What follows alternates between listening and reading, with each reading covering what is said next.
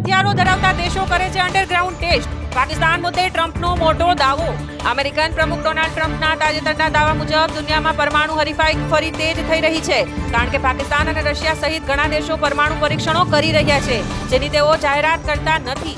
આ ટિપ્પણી મુદ્દે યુદ્ધ વિભાગને પરમાણુ હથિયારોના પરીક્ષણનો નિર્દેશ ટ્રમ્પે આપ્યાના 1 અઠવાડિયા પછી આવી છે. ટ્રમ્પે એક ઇન્ટરવ્યુમાં કહ્યું છે કે રશિયા અને ચીન ગુપ્ત રીતે પરીક્ષણ કરી રહ્યા છે અને મીડિયાને તેના વિશે લખવા દેતા નથી. અને તેણે ભારપૂર્વક કહ્યું કે પરમાણુ હથિયારો ધરાવતા દેશો અંડરગ્રાઉન્ડ ટેસ્ટ કરે છે, જેના વિશે દુનિયાને માત્ર કંપન દ્વારા જાણ થાય છે. ટ્રમ્પે જણાવ્યું, આપણે આ પૃથ્વીનો 150 વાર નાશ કરી શકીએ છીએ.